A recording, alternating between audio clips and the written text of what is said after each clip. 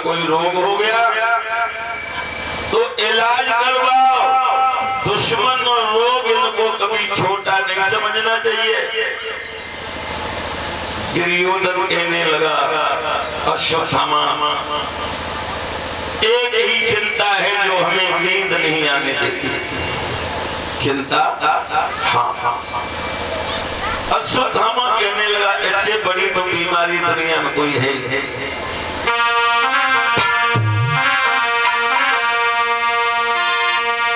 चिंता बुरी चिंता से है नरकों में नजीब बनाती है।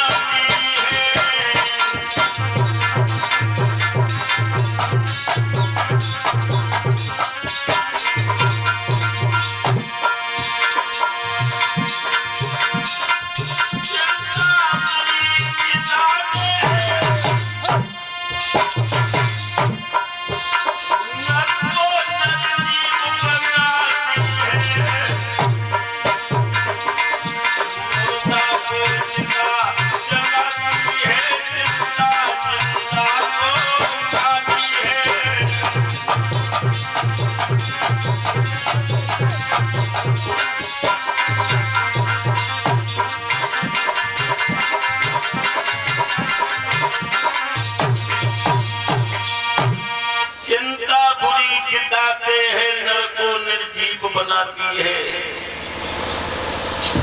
मुर्दा को चिता जलाती है, चिंता जन्नत उठाती है। प्यारे भक्तों, क्या चिंता है? दुर्योधन कहने लगा जब तक पांडवों का विनाश नहीं होगा तब तक मेरी छाती ठंडी नहीं होगी। और अगर तुम मेरे गुरु के पुत्र हो तो पांचों पांडवों के सर काट के आप मेरे हाथों में दे दो। अश्वत्थामा भरी सभा में खड़ा हो गया और ये बोला है कि मैं पांचों पांडवों के सर काट के आपके हाथों में देंगे। अंधेरी रात अश्वत्थामा चला है, मगर तुझसे मारने वाला मैंने कोई नहीं निहारा जगत में जिसका जगत पिता रखवाला। भगवान कन्हैया की कृपा,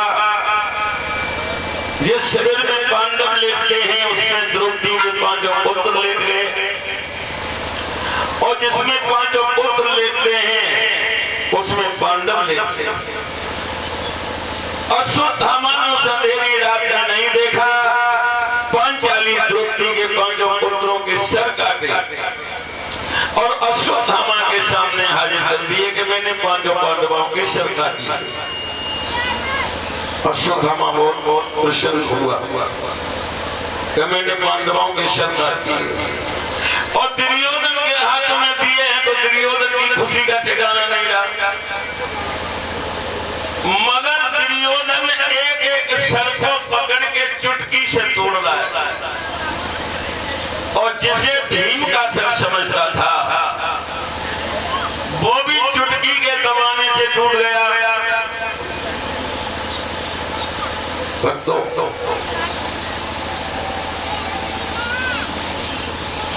द्रौपदी के पांचों पुत्र और जिसे भीम का सर समझता था वो भी चुटकी के दबाने से टूट गया। दुर्योधन को धक्का लगा, मूर्छित होकर के जमीन पे गिर पड़ा और कहने लगा ओ मीठे मन के जहरी अश्वत्थामा, ये तूने क्या कर दिया? मेरी लड़ाई मेरे भाइयों से थी, भतीजों से नहीं। तूने मेरे वंश के उगते हुए किले काट दिए। भक्तों, लड़ाई लड़नी है तो महाभारत से सीखो। अश्वत्थामा कह रहा है कि तूने मेरे वंश के उगते हुए किले काट दिए। मेरी तो लड़ाई भाइयों से थी, भतीजों से नहीं। सीधी बंद करो। हाँ, तो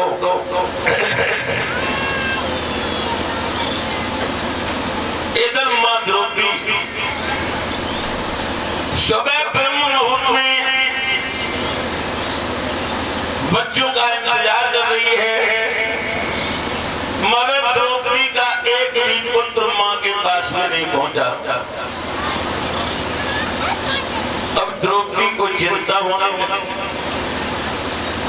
और सोते पैदल पैदल उस शिविर के लिए चली गई।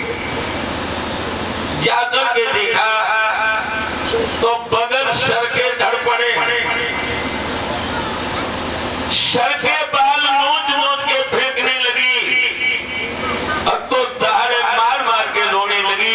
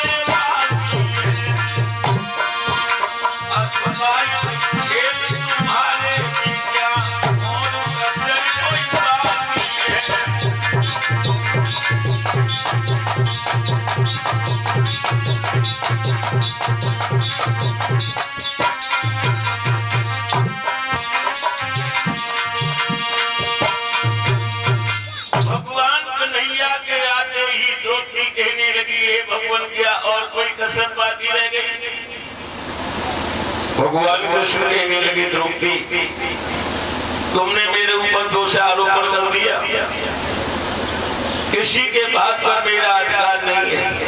आज पिता पुत्र अगर यही लेते होते तो पिता पुत्रों के शरीर की जगह लेना पड़े होते। तब तक कुंती नंदन अर्जुन आ गए और अर्जुन कहने लगे, द्रौपदी अब तुम रोएगी नहीं। जिसने 5 पुत्र एक आहुति में निकल लिए हैं, मैं हाथ उठा के वादा कर रहा हूं कि उस नीच को पकड़ के मैं तेरे सामने लाऊंगा, और यदि मैं उसे पकड़ के तेरे सामने न लाया तो अगर मैं कुंती का सच्चा पुत्र हूं तो लौट के मैं अपना तुझे मुंह नहीं दिखाऊंगा।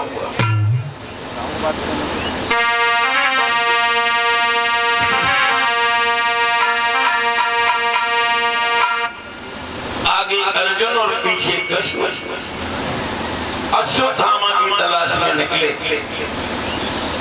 भक्तों, द्रौपदी ने झपट के भगवान कन्हैया का दुपट्टा पकड़ा और कृष्ण के कंधा पे मुंह धर के द्रौपदी रोई, ये श्याम सुंदर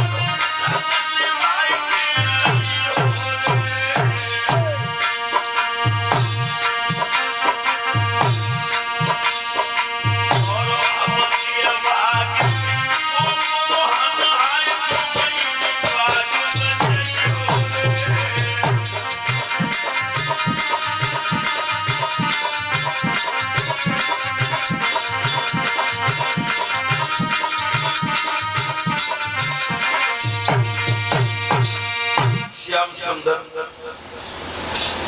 साथ लेके जा रहे और साथ ही लेके आना है। ओ हे प्रभु,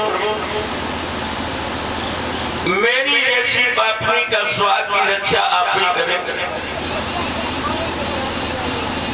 पहला दुख तो ये कि मैं निपुटी हो गई, मेरे 5 पुत्र एक आवती में चले गए और पति ने संकल्प किया है कि वो हत्यारा न मिला तो मैं लौट के तुम्हें अपना मुंह नहीं दिखाऊंगा। भक्तों,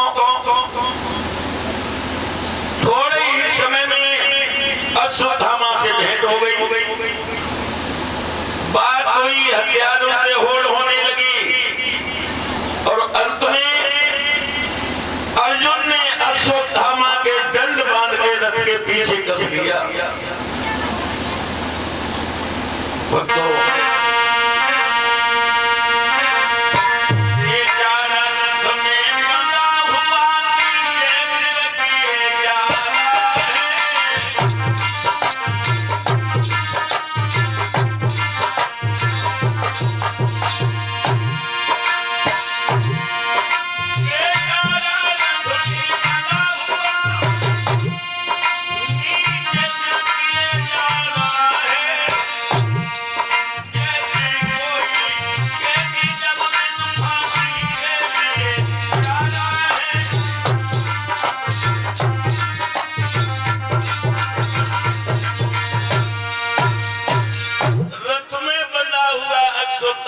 ऐसे जा रहा है जैसे कोई कैदी फांसी के फंदे को चूमने के लिए जा रहा हूं। तो कुंती नंदन अर्जुन ने अश्वत्थामा को द्रौपदी के सामने खड़ा कर दिया और कहने लगे, द्रौपदी तू अगर कह दे तो उसके सारे शरीर की खाल खींच लूं और तू कह दे तो उसकी एक हड्डी निकाल लूं, तू कह दे तो उसके शरीर के टुकड़े टुकड़े कर दूं। तो अश्वत्थामा द्रौपदी के चेहरे की तरफ देख रहा है जैसे मरने वाला प्राणों